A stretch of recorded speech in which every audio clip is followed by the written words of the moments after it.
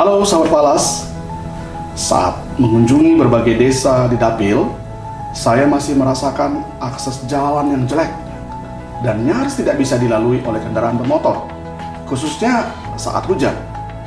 Saya melihat ini adalah hal serius yang perlu segera kita tangani.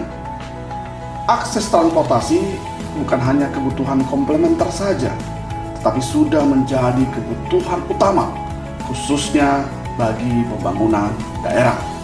Di Dapil Riau 1 ini, banyak desa-desa yang terletak di dalam perkebunan, dan akses jalannya yang memadai masih sangat sedikit, sehingga perlu perhatian khusus dari pemerintah pusat dan pemerintah daerah. Keterhubungan satu desa dengan satu desa yang lain dapat menjadi kunci perkembangan daerah. Dari akses transportasi ini, bukan hanya keterhubungan antara masyarakat saja yang terjadi, tetapi juga lalu lintas barang dan kebutuhan pokok sehari-hari dapat menjadi lebih terjangkau. Tentunya ada 5 poin pembangunan dan perkembangan infrastruktur yang akan saya usung, yaitu pertama, infrastruktur transportasi. Keterhubungan antar satu daerah dengan daerah lain membutuhkan ketahanan infrastruktur transportasi. Jalan yang sudah ada jangan sampai menjadi tambal sulam, namun harus diperbaiki dengan kualitas yang bagus agar dapat bertahan dalam waktu yang lama. Konektivitas jalan dan transportasi jangan hanya menjadi program setiap 5 tahun yang diperbaiki hanya saat menjelang pemilu saja, tetapi harus bisa bertahan lama dan dapat memberikan kemanfaatan yang besar dan panjang bagi masyarakat. Yang kedua, infrastruktur pelabuhan dan logistik. Daerah pemilihan Riau 1 bukan hanya berada di sebuah dataran yang luas, namun juga mencakup perairan dan kepulauan yang dihuni oleh masyarakat. Sudah waktunya kita juga memperhatikan masyarakat yang tinggal di wilayah kepulauan, agar pembangunan tidak hanya tersentralisasi pada wilayah ibu kota provinsi dan kota-kota besar yang ada di pulau besar saja. Saat ini, warga mengandalkan pelabuhan untuk transportasi massa dan logistik. Namun, infrastruktur yang ada pada saat ini masih perlu ditingkatkan lagi. Perbaikan diperlukan dari segi ketersediaan sarana hingga segi keamanan.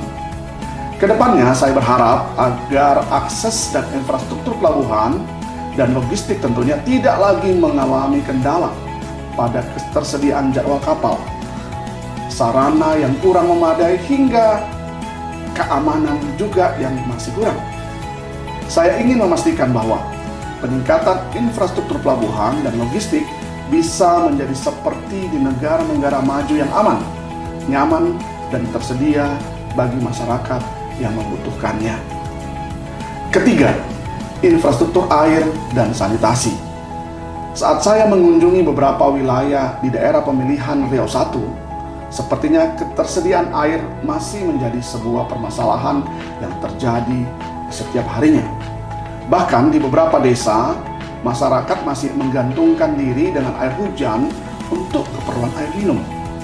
Sebagian besar warga di daerah pemilihan Riau 1 masih menggunakan air kemasan untuk air minumnya. Air merupakan kebutuhan primer manusia dan merupakan hak setiap warga negara. Saya akan mengadvokasi dan menginisiasi kebijakan penyediaan air minum di daerah pemilihan Riau 1, khususnya bagi masyarakat yang berada di wilayah perkebunan dan kepulauan yang mengalami kesulitan dalam mengakses air bersih. Keempat, infrastruktur digital. Infrastruktur digital tidak hanya merupakan akses internet saja, namun juga keamanan dan kecakapan dalam mengoperasikannya. Pembangunan infrastruktur digital ini merupakan tulang punggung dari perkembangan daerah, khususnya di era big data saat ini. Pembangunan infrastruktur digital tidak hanya berfokus kepada penyediaan hardware dan alat untuk menghadirkan internet saja, namun juga kepada kemampuan individu untuk mengoperasikannya mengembangkan dan menjaga data penting agar tidak disalahgunakan. Yang kelima, infrastruktur tahan bencana. Walaupun daerah pemilihan Riau 1 sebagian besar bukan merupakan wilayah rentan bencana alam, namun perlu saya tekankan bahwa bencana bisa saja terjadi kapan saja, dalam bentuk apa saja, di waktu yang tidak terduga. Sebelum bencana itu datang, alangkah baiknya kita melakukan mitigasi dan memiliki kemampuan untuk bisa merespon bencana tersebut.